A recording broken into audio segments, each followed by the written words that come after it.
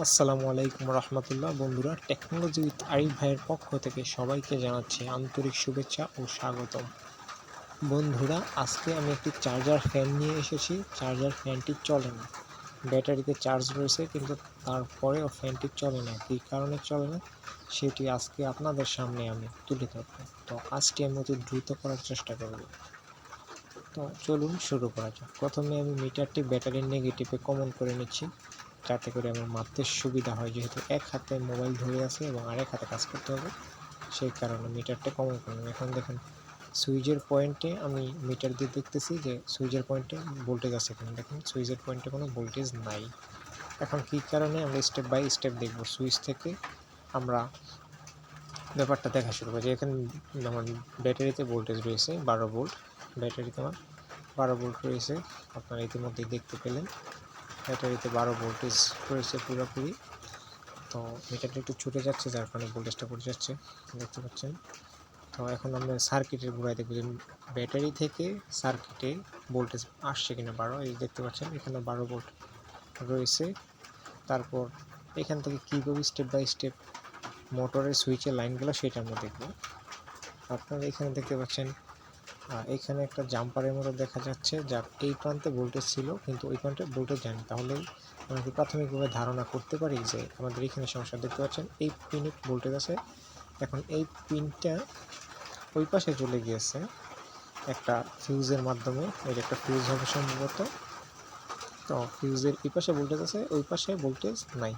তার মানে আমরা ধরে নিতে পারি আমাদের ফিউজটা খারাপ হয়ে গেছে, যার কারণে লাইনটা পাস হচ্ছে না। তো তাহলে চলুন দেখা যাক সার্কিটটি ঘুরিয়ে যে এটা আসলে কি ফিউজ। এটা সম্ভবত ফিউজই হওয়ার কথা। তো সার্কিটটি এখন খুলি, খোলার পর উল্টে দেখি যে আসলে এই জিনিসটা নষ্ট হয়ে গেছে কিনা, কী কারণে ভোল্টেজ এই পার থেকে ওই পার যাচ্ছে না। কিন্তু এটা যে সমস্যা এটা আমরা কিন্তু ধরে ফেলতে পারছি। তো এইভাবে যদি আপনারা কাজ করেন, আপনাদের কিন্তু কাজ সোজা হবে স্টেপ বাই স্টেপ যদি কাজগুলো করেন। তো চলুন সার্কিটটি খোলা যাক। তো চলুন সার্কিটটি খুলে উল্টানো যাক। এখানে দেখতে পাচ্ছেন একটি ফিউজ রয়েছে। তো ফিউজটি ভালো কিনা সেটা আমাদের মাপতে হবে। তো ফিউজটির কারণে ভোল্টেজ এই পাশ থেকে ওই পাশে ফিউজটি ভেঙে গেছে। ভেঙে যাওয়ার কারণে আমাদের ভোল্টেজ পাস হচ্ছে না। তাহলে এখন আমরা একটা নতুন ফিউজ লাগাবো, অথবা ফিউজের জায়গাটা একটি তার দিয়ে শর্ট করে দেব। তো চলুন এটা শর্ট করা যাক। যেহেতু আমার কাছে ফিউজ নেই সেহেতু শর্ট করে দিতে হবে। আর এটি শর্ট করে দিলেও চলবে।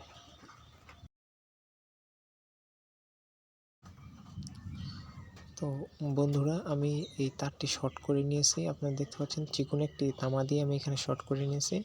এখন আমার ফ্যানটি চলতেছে।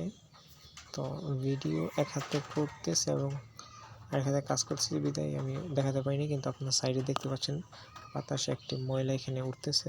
তো ফ্যানটি মোটামুটি ভালোই চলছে। তো আপনারা এইভাবে কাজ করতে পারবেন। এইভাবে স্টেপ বাই স্টেপ কাজ করলে যে কোনো কাজই সহজ মনে হয়। তো ধন্যবাদ সবাইকে। ভিডিওটা যদি আপনাদের ভালো লাগে এবং কেউ যদি এখন পর্যন্ত আমার চ্যানেলটি সাবস্ক্রাইব না করেন, তাহলে দয়া করে সাবস্ক্রাইব করে দেবেন। তাহলে এইরকম নিত্য নতুন টিপস পাবেন প্রতিদিন। সবাই ভালো থাকবেন।